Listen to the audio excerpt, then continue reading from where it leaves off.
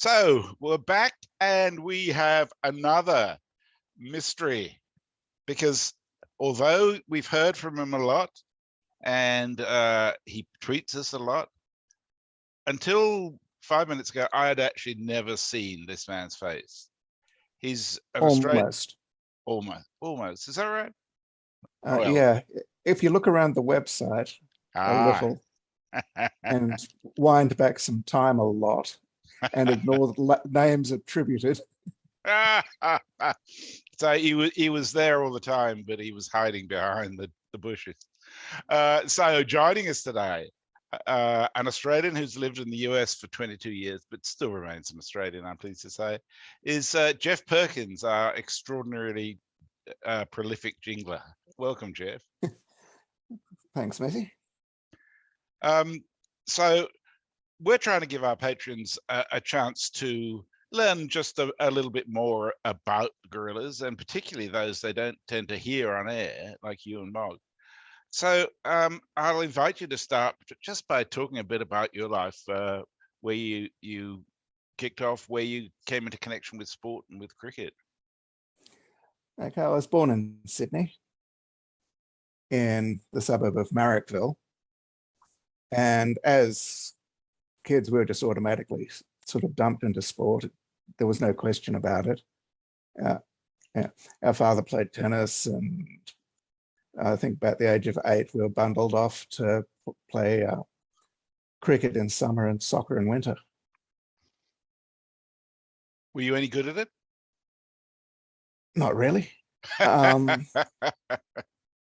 was really poorly coordinated, which showed up especially early on in sports, and especially in the first attempt at picking up the guitar and other musical instruments. I was atrocious. After a couple of years, my music teacher suggested we could try singing, perhaps, if I wanted to do something musical. Oh, subtle as ever. Yes. Well, oddly enough, he turned out to be right. Pretty much. But that didn't stop you going on with the instruments as well. I picked up enough sort of information about notes and chords and reading music and stuff that later on was able to sort of come back and pick up stuff that I actually could do. Yeah. So did you actually enjoy any of the sport at all, or did your lack of coordination mean it was torture for you? Oh, no, I was in pretty rubbish teams, and if we had enough kids that there were 2 teams and I would automatically be in the second team, there would be some people who managed to be even worse than I was. That's the beauty of cricket, isn't it? Yeah, and they needed a person in the field, even if they weren't likely to catch the ball. And every now and then, things had come off enough. I won one grand final, which was the sort of summit of my career. So can I get some context around the grand final? Was this the backyard cricket grand final? Was it the Sydney League's grand final? Was it something that was regarded important in your street, your suburb, or your city? Okay, it was the under 16 Bs. It was on a rather small field where there was no such things as sixes because the wickets were too tight together and there were no proper markings. Yep. And we'd sort of given up the game for lost because we'd lost 7 for almost nothing, needing about a total of 60. And for some reason, I went in there and hit 4 fours in a row in what remained of that over. Got the strike back in the next one. I got a couple more and ended up with 30 odd. And that's at the pinnacle of your achievements, cricket-wise? Yeah. So did you play as an adult or not? Yeah, when I started work with public service, I played for a couple of seasons with a team from Veterans Affairs in a public service competition. And then the guy that was the captain of that team, he basically recruited everyone for his club, St. John's of Gordon. I don't know he was a member of the church or anything. Hardly anyone was. But they had a competition up there on the North Shore. Yeah. And so I did that for a few seasons. And that came to an end mercifully after they got rid of the previous old useless wicket keeper and replaced him with me, a younger useless wicket keeper. But at the end of that season, I was moving to Adelaide, and where I spent 5 years. Without playing cricket? Yeah. I acquired some stepkids and acquired, yes. And other sort of hobbies so took over much of my life. Yeah. That's a fairly common story, given how time-consuming cricket can be, particularly in the context of other relationships. So they took part in some Kanga cricket there, including at the Adelaide cricket ground. So you will. Sorry, go on. Yeah, so they got to go out in the middle of the ground and look kind of foolish, in the lunch break. Yeah, well, I mean, basically, that's just following in their stepfather's footsteps. Really. Absolutely. I think we all need to learn to look foolish on the sporting field, or we'll live in a world of self-delusion forever. So you were still a public servant, but was music a big part of your life by then? Yeah, it was, although not as much as gaming. Not as much as what? Gaming. Oh, so what sort of gaming? Okay, so there was a variety of play-by-mail gaming, usual role-playing gaming, and by that stage I was running a game as a sort of part-time job, which I ended up doing for about 10 years, which consumed every second week, and it's actually still going these days. So it's still a big part of your life? I came back to it as a player about 6 years ago. Yeah. And was surprised to find at the time that because of that, I actually had a mention in Wikipedia on that, which is, but sometime in the last few years, someone edited that out, which is bastards. Fair enough. It was padding. It wasn't needed in that context. Well, it's remarkable what editing of Wikipedia can do to a person. I recall Daniel Norcross having some extraordinarily creative attributes put down for him at one stage. Well, sadly got edited out. Well, there were requests at one stage for us to submit various updates to Wikipedia, I think all of which were rejected. Yeah, it's a shame that. I recall doing the entry round guerrilla cricket, and the reason they wouldn't put a lot of them in, despite them being true, was the fact that there was no external reference for them to access in relation to an attribution. So I actually had to write an external article and then refer to that, and that was all right. It's all very circular. Yes. Oh dear. So when did you move to the US? 1999. So, before Y2K, before the smartphone, in the days when Windows was still quite exciting. Pretty much, yeah. And what took you to the United States? My current wife. Right. The career in the public service and the first wife both kicked me out about the same time. Right.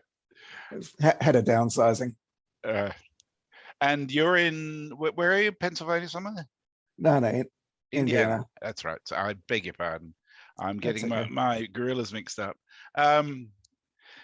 So at the moment, I went through the Gorilla Cricket archive a few weeks ago, and it seemed to me that it's a close round thing between you and Mog for the number of bloody jingles we've got there.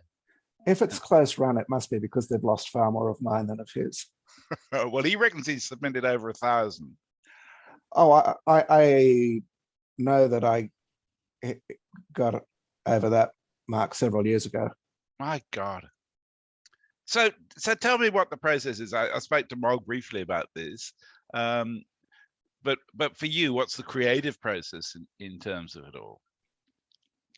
Well, basically, you've got two types of jingles. You've got the ones that you come up with of your own because you've got an idea that you want to submit. Yeah. And then you get the requests. Ever increasing.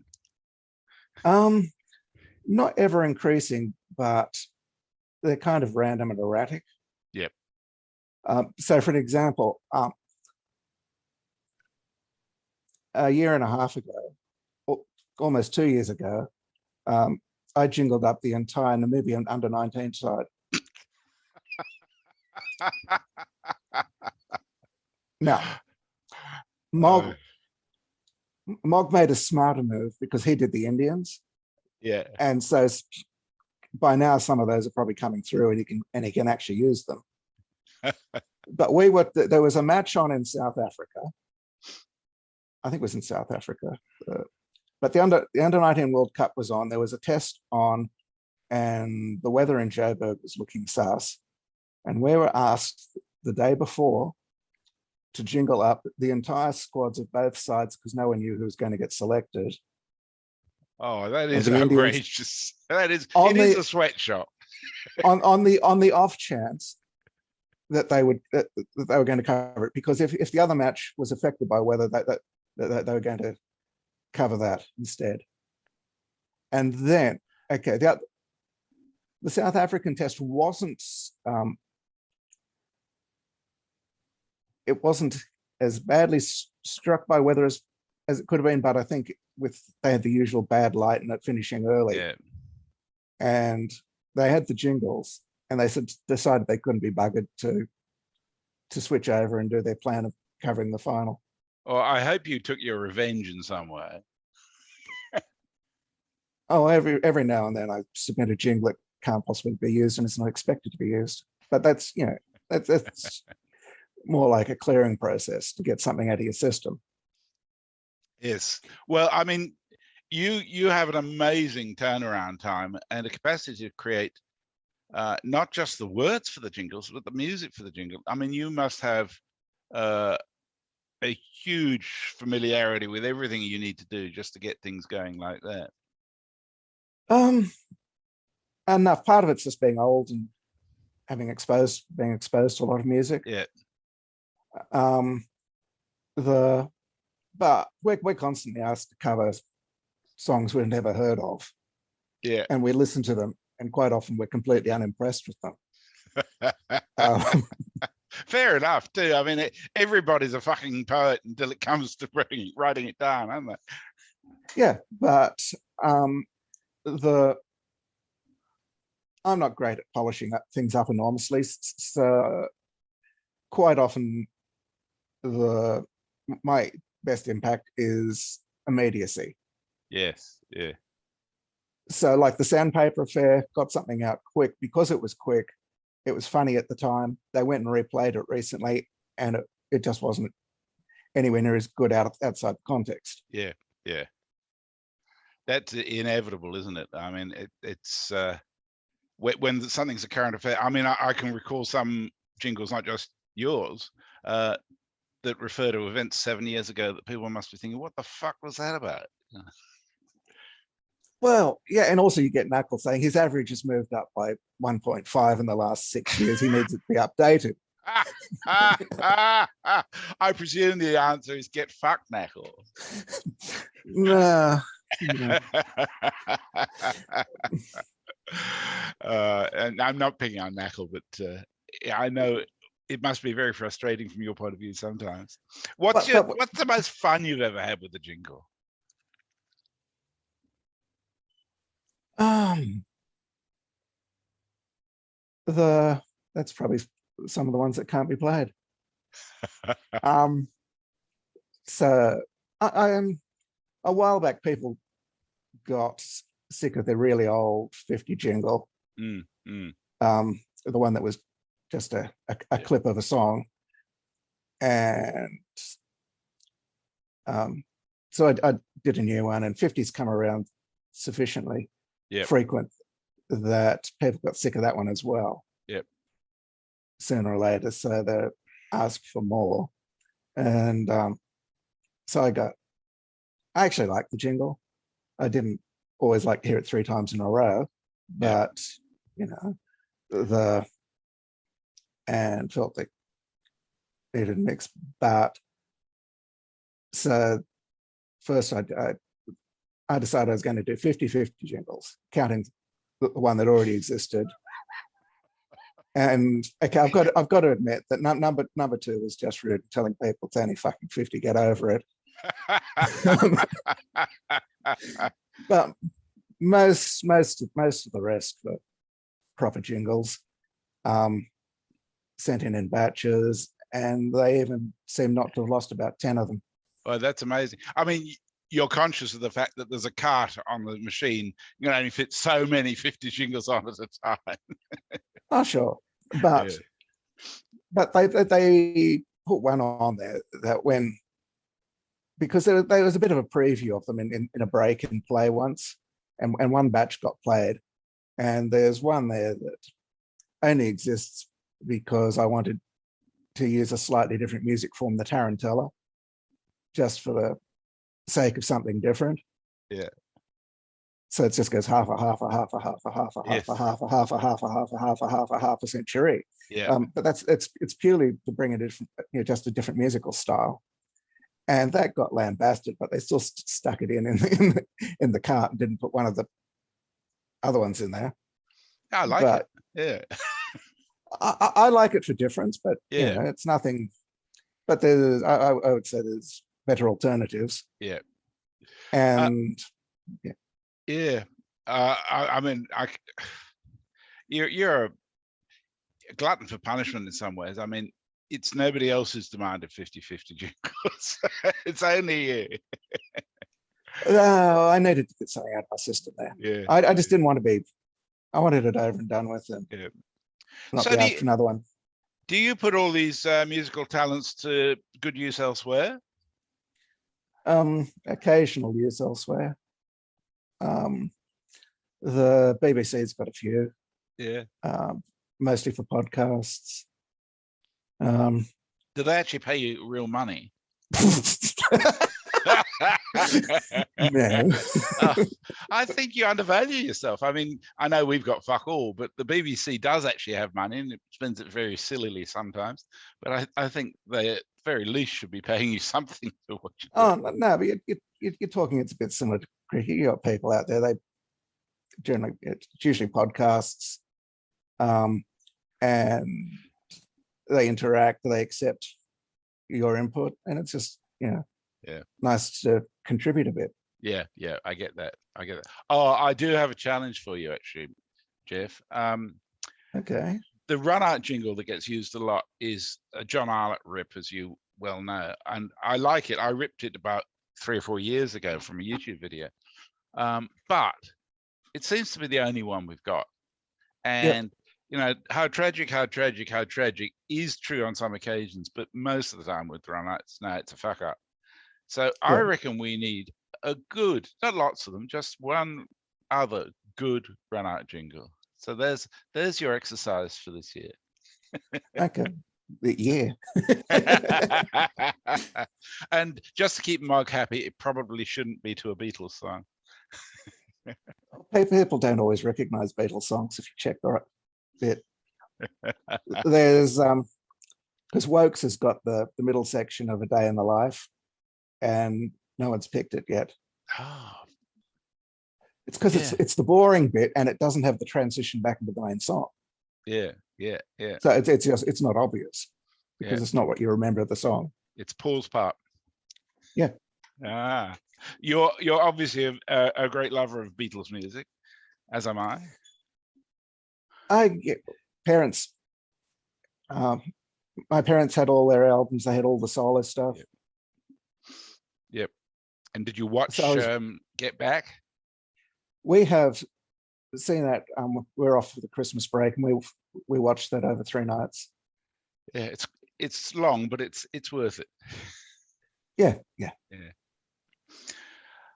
So I want to come back a little bit to cricket.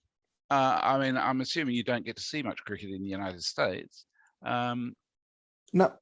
But in terms of your own experience, when was the first time you actually went to see some serious senior cricket? Well, we had the park down the bottom of our street, Marrickville Oval. Mm. Now, at the time, it was grade cricket. Not, but the Petersham took it over, and that became part of their ground. And then eventually, they merged with Randwick, and you'd end up with some quite good players down there. Yeah. At times that you could wander down and watch, but the parents took us to an early test. I was so young, I've got no idea what it was. I've seen a couple, been to a few Shield games. The brother and I went to see a one day between Australia and India, and on the way in, Greg Chappell took 5 Indian wickets, and the game was basically over, except for Graham Wood managing to get caught on a stupid hook. So that wasn't a very long experience. But it was primarily TV watching. Right. And do you still get to watch much on TV in the US? No, I've got a Sling account which puts some stuff up there, and when you go to check it, it's usually not covered. Right. So you're one of those who really does rely on guerrilla cricket to let you know what's going on.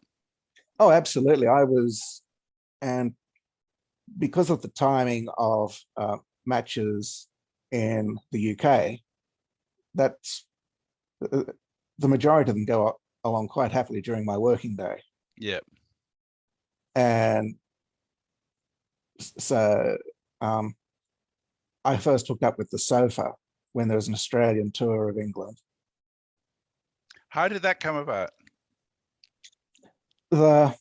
I was just desperately trying to find something that covered it. I would have settled, something a little bit more than a quick info scorecard updating, because I was working some really dull work, and we were sitting there listening to podcasts and stuff. I thought I'll just look around and see if there's anything there. Yeah. That's not geo-blocked, and stumbled on the sofa. Listened in on that tour, signed up for the archives, and then they all vanished. Yes.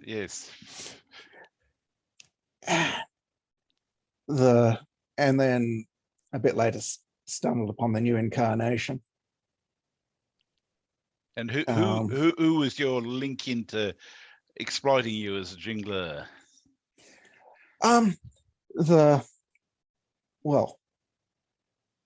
Okay.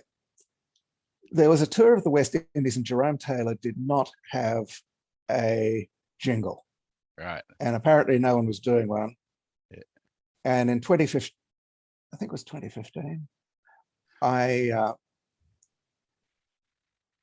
wrote a jingle, recorded it. I think one of the few miserable cases where I actually played the music myself, and instead of borrowing it or doing it on the computer, and sent it off, got no response, thought fair enough.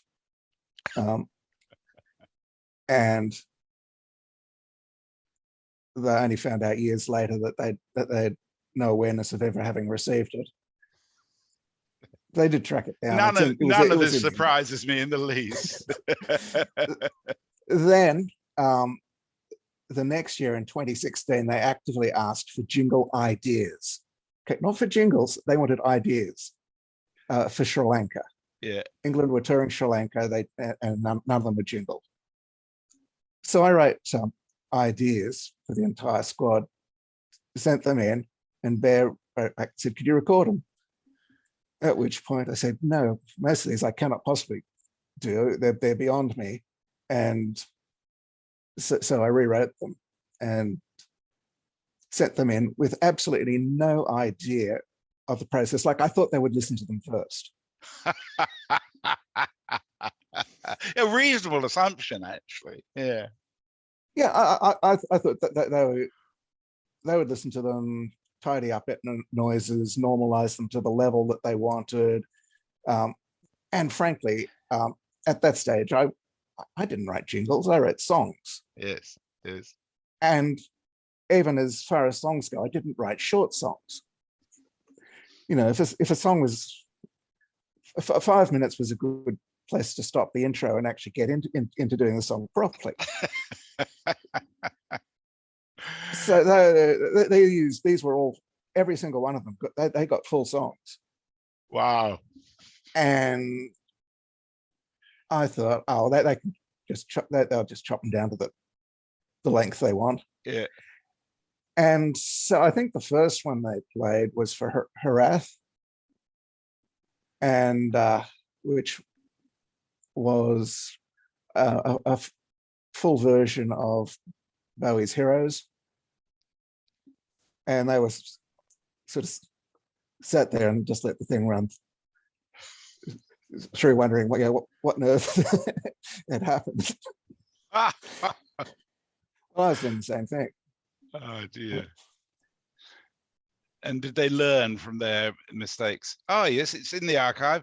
It's got Harath full J Perkins and then Harath. So they obviously got trimmed somewhere along the way. I think I ended up doing edits of all of them. Yeah. That was also I ended up with a bunch of Supertramp instrumentals, so I ended up doing a lot of that and found out just how much the general English population hates the band Supertramp. I thought they had a few good years in there, but apparently not. Apparently not. They didn't go down well, and people like Beatles stuff, and it got played. Yeah. So it was a conditioning system. I didn't start off doing it. Yeah, well, if you're not Mog, pretty well everybody likes the Beatles. It's amazing how that's a common currency in music for so long, isn't it? Oh yeah. So, you know, you're talking quite a long period of time now, and I'm assuming you've quite enjoyed what you're doing. Mostly. And on the whole, get excellent feedback in relation to it. What have you learned over that process, either musically or in relation to people and your dealings with them in all of that? Well, I mean, I don't know if you call it learning or being conditioned, because like in most things, you send stuff off, and the stuff that gets used, you do more of like that. The stuff that doesn't, you do less.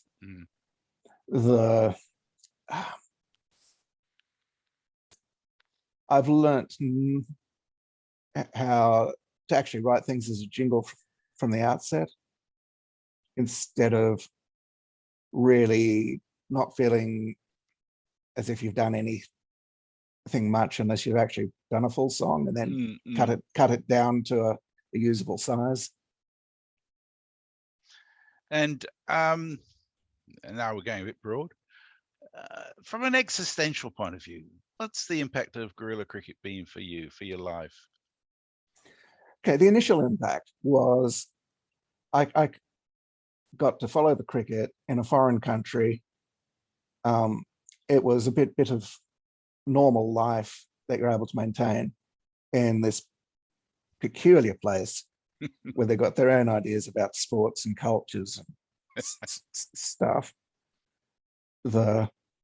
It took a little getting used to, and then they've got their own quirks, of course, but they're not the corporate ones. Yeah. I mean, we'd never listen to the TV commentary when possible. You'd have the picture on and listen to the radio. Yeah. But if somebody's upset with a player, then why not? And they've done something stupid, give them a mouthful, send them on their way. Everyone's thinking that. They've been an idiot. You don't have to turn it down to, well, that may have been ill-advised. So it's filled a space in your life. Is that fair to say? Yeah, I mean, it's one of the sort of, over the years, sort of vestiges of what you keep in contact with from back home. Yeah. And the people too. The connections. Yeah. Oh yeah. Because I have a view of Gorilla that's not always the same as everybody else's, but that fundamentally cricket is just an excuse for connection. Well, it's that initial common ground that gets you interacting with someone. Yeah. So I think we're very fortunate in that regard. And I just want to say thank you to you, Jeff. You and Mog in particular, and Richard Peel and Men with Ben and some others, and originally Sherwood, have been at the heart of what sets Gorilla apart, both musically and attitudinally, that I think so many of us are hugely grateful for. And while we don't get to hear you on air personally, other than through your music, it's just lovely just this once to have an opportunity to hear you speak from your heart. So I just want to say thank you for everything. Thank you. And what I'd like to say to the Patreons is, I know a whole bunch of you have got some kind of musical talent and can contribute. And even though things are set up at the moment that they reach out to a very small number of people, all of whom are male, that we could really use some different sounds. You don't have to be great. Someone else, if you're not good at words, if you're not good at music, someone else would quite happily help you with it, just to get some different voices on there. Brilliant. I think that's such a good idea. Yeah. Because we've tried it before. We had a couple of people who,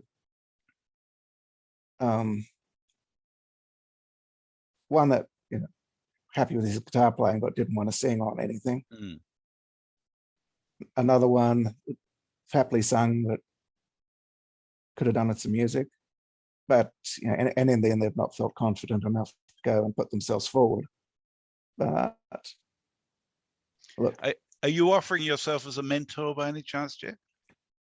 If anyone wanted anything, sure. Really? I always imagine I'm far better at writing songs than actually putting them out into a listenable form. If someone needs some original music, I can provide them with that. If they want some words, more than happy to put those out. But I would really like to hear someone that sounded English, someone that sounded female, someone that sounded subcontinental. Come on, there's got to be some more South Africans out there. Yeah. They can't have us doing the dodgy accents all the time. Yeah, that's a very good point. It's a bit better than it used to be, but I know exactly what you mean. That's a fantastic call to arms, actually, and I think we should really be pushing that a bit, because people will know when they see my interview with Annie Chave how she started doing stuff that she didn't realize she could do. Yeah, and that's what this is all about, isn't it? And some of it could be just really simple, that someone doesn't happen to have a piece of software that polishes up the final piece and normalizes the sound levels. I mean, you can do it together. Yeah. Brilliant. Well, thank you so much for that, Jeff, and thank you for your time today. And I look forward to getting some really positive feedback around our interview. And if nothing else, you should at least get a run out jingle. Thank you. Yes, I'm looking forward to it.